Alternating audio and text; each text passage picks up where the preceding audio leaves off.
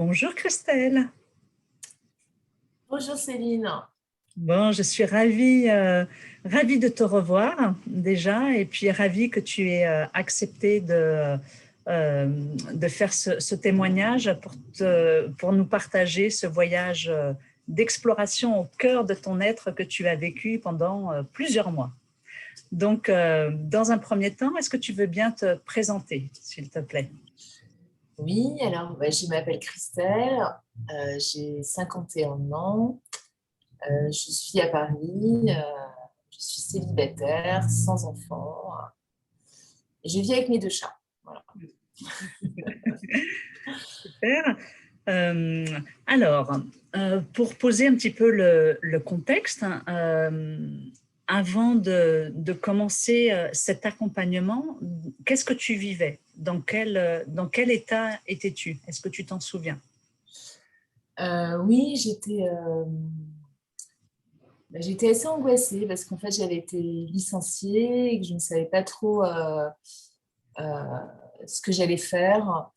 J'avais envie de changer de voie, je ne savais pas trop, je me sentais assez perdue en fait, et parce que j'étais dans un travail depuis assez longtemps, et du coup dans un espèce de ronronnement, quelque chose qui n'était pas, je me posais pas forcément trop de questions, et Oui, du coup ça s'est imposé, et du coup ce licenciement du coup a fait que ça s'est imposé à moi, et que j'avais envie de réfléchir un petit peu sur comment je voyais les choses après.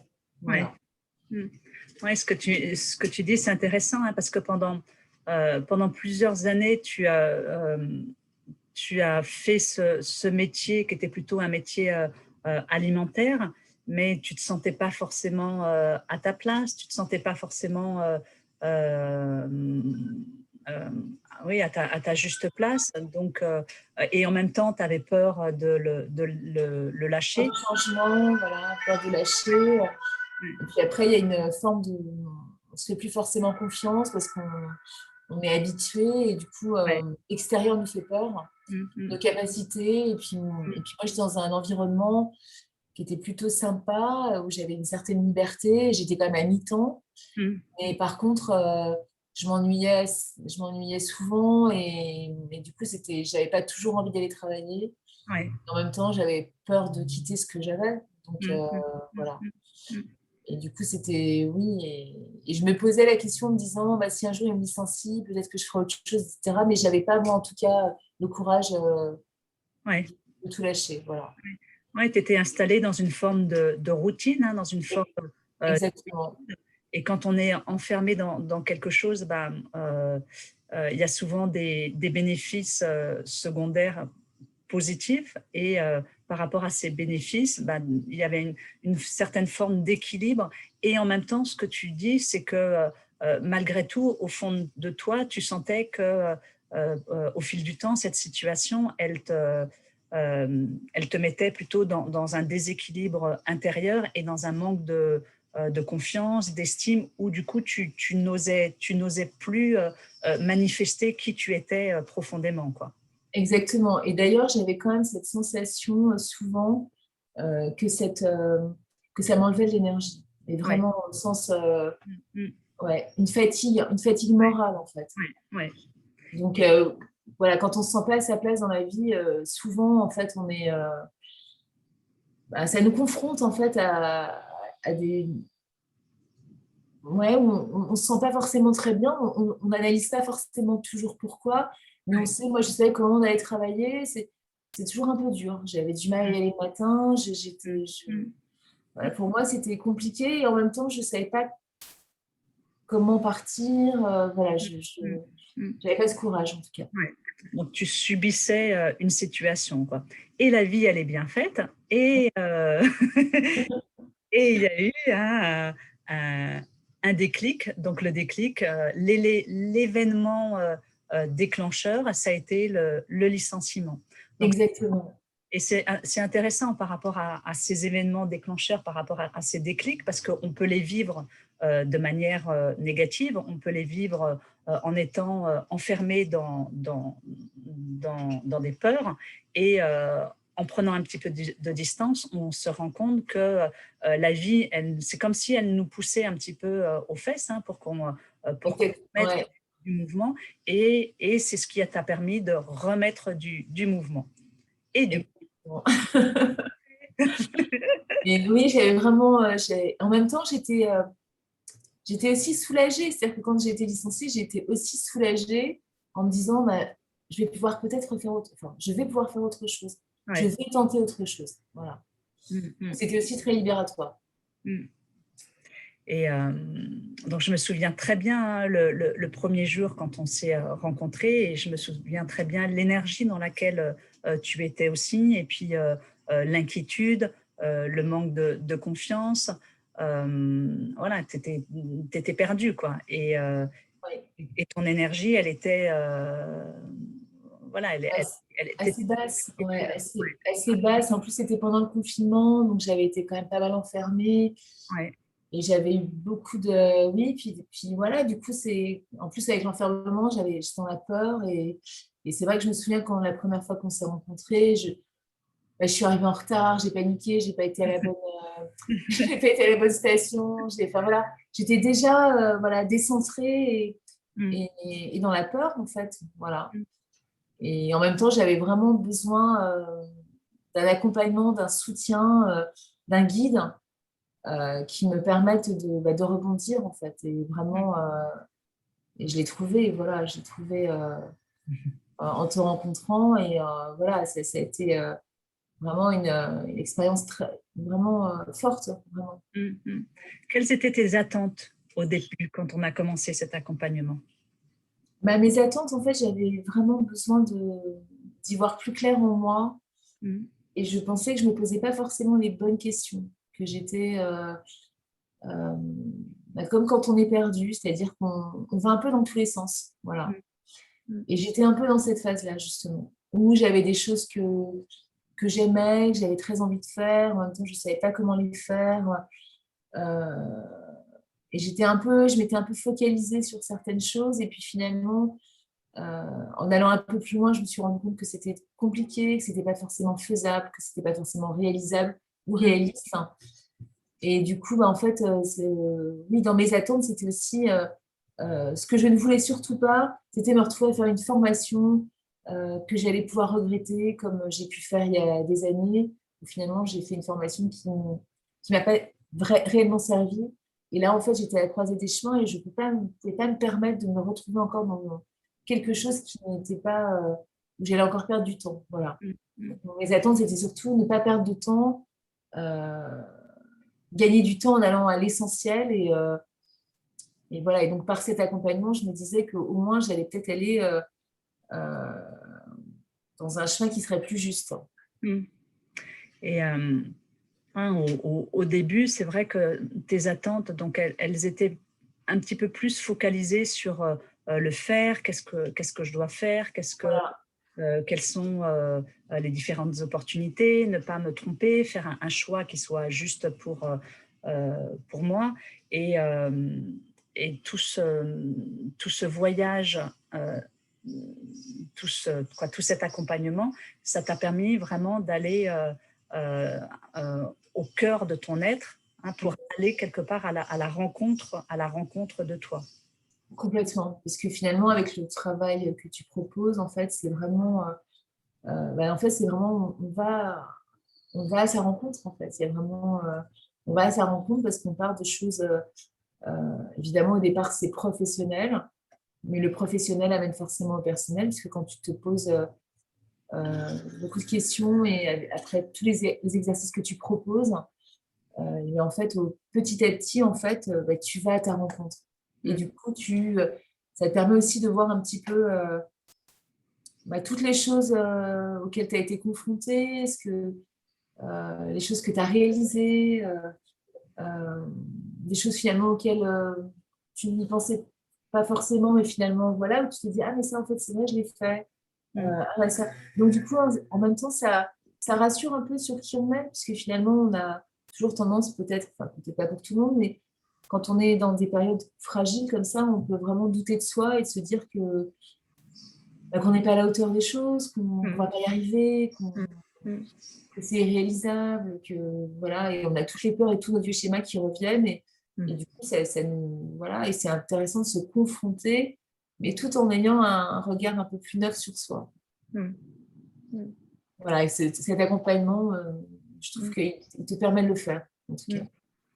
Au travers ce que tu dis, c'est vraiment le fait que pendant des années, on a fonctionné en mode pilotage automatique, qu'on a été enfermé dans des croyances, dans des peurs, dans des choses qui nous appartenaient pas forcément, et qu'à un certain moment, bah, quand on accepte de faire une parenthèse et de faire un retour sur soi, ça permet de voir un petit peu tout ce qui nous agissait dans l'ombre, hein, toutes ces peurs, toutes ces croyances, d'apporter de la clarté et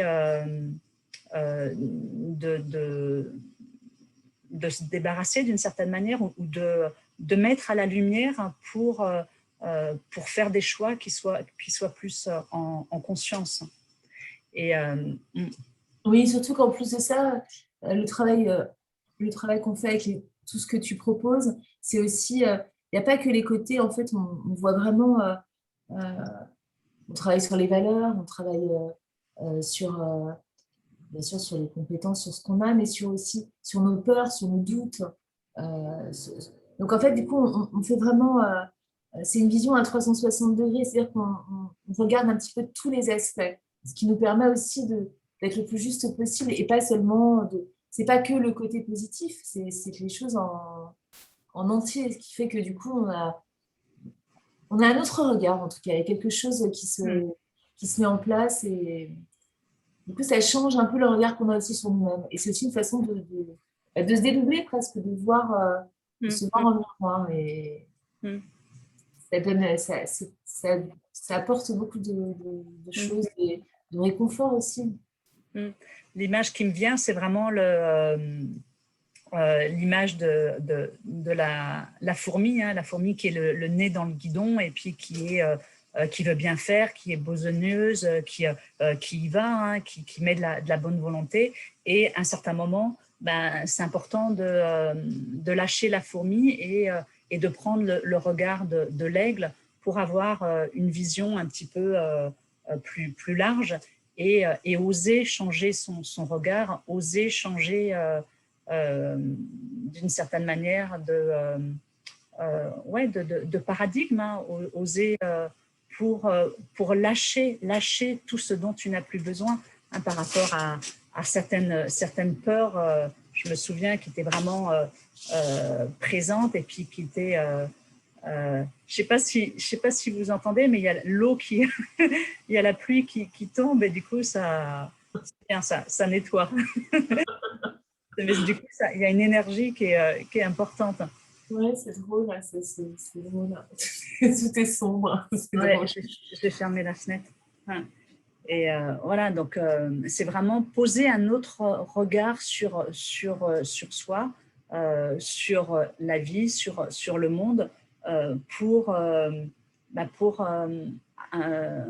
avoir un autre, changer de cap d'une certaine manière aussi. Dépasser, enfin, vraiment, il y a une sorte de dépassement aussi, et de confrontation.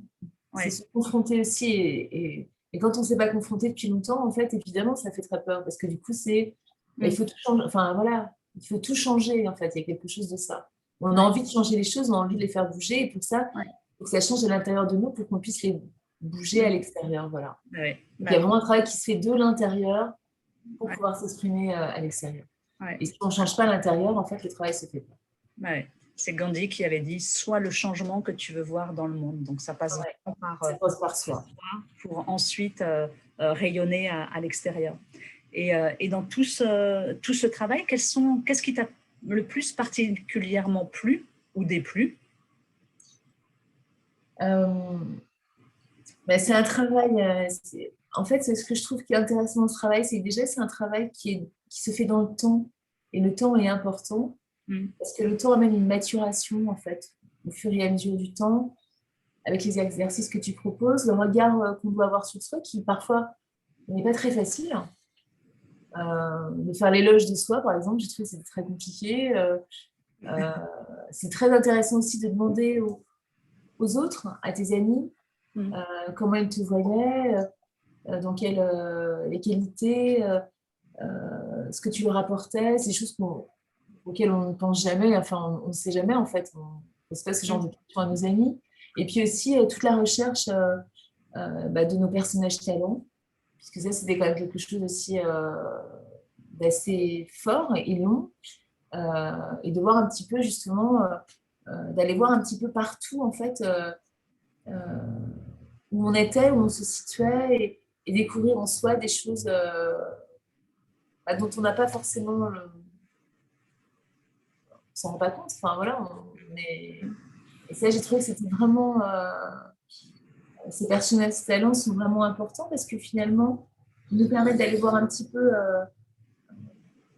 tout ce qu'on est, avec les qualités, les valeurs qu'on a, les choses dont on a peur, comment d'une façon concrète on a pu les expérimenter.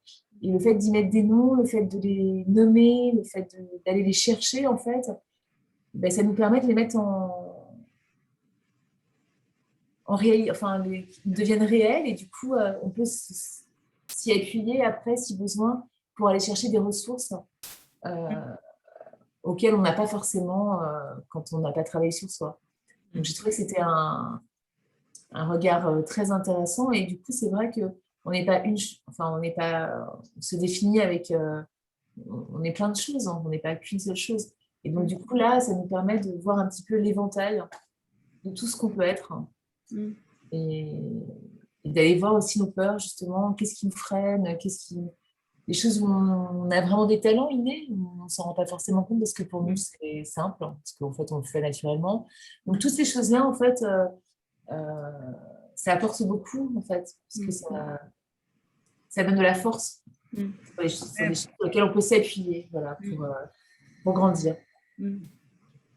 Ouais, merci pour ce partage, parce que c'est vraiment développer la connaissance de soi-même, et oser se reconnaître dans ces différentes facettes. Et ça, c'est quelque chose qu'on n'est pas forcément habitué, parce que l'éducation, le système met plutôt l'accent sur le fait de combler ses lacunes, ses faiblesses, et de reconnaître ses forces. C'est pas si évident que ça, hein. Ça demande vraiment. C'est un travail qu'on ne fait jamais. Ouais, c'est quelque chose qu'on ne fait pas. On nous dit toujours ce qu'on fait, ce qu'on n'a pas fait, ou voilà.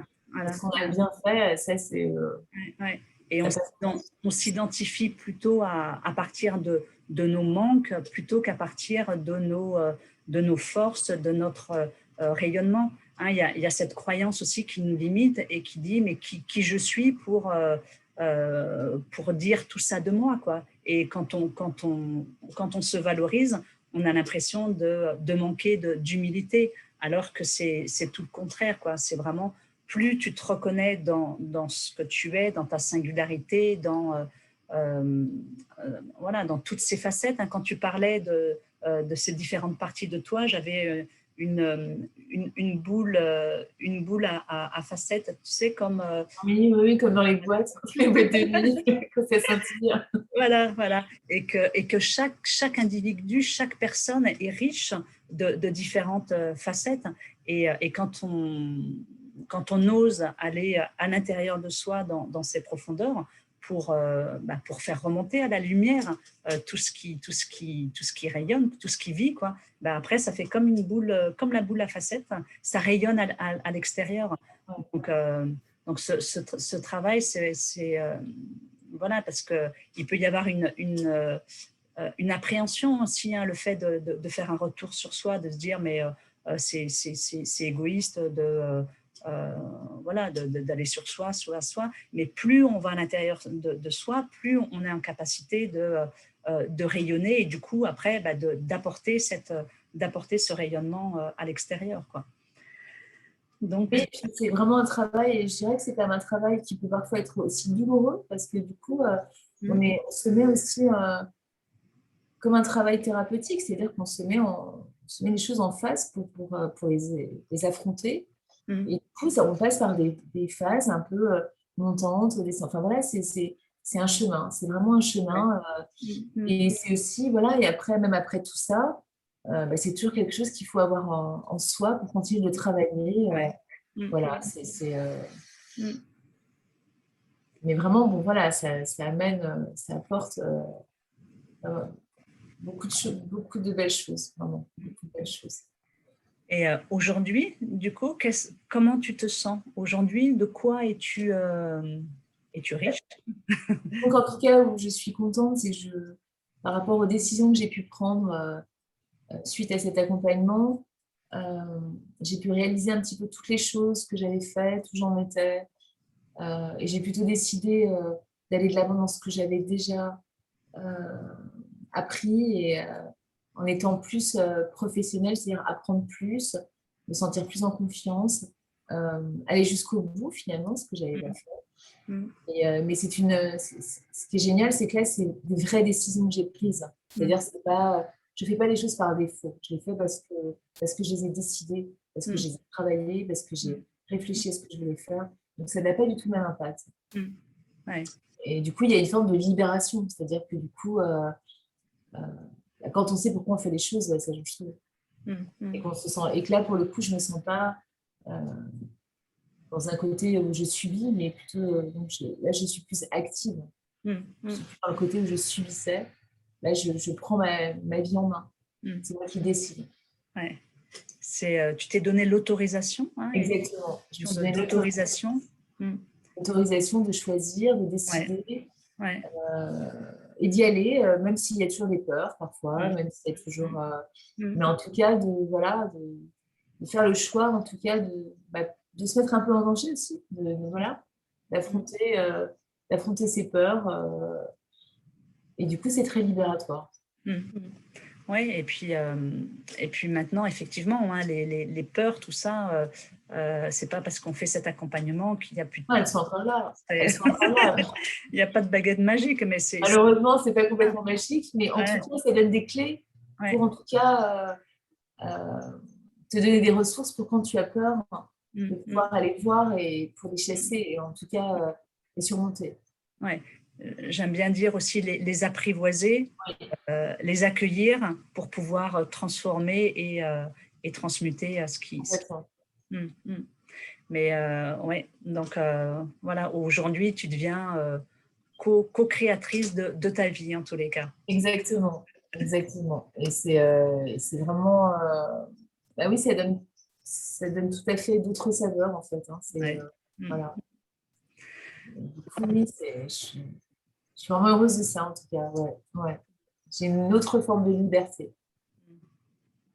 Dans ma même liberté de penser en fait. Et d'aller plus d'aller vers moi surtout. Enfin, voilà. Moi, j'aime bien cette image.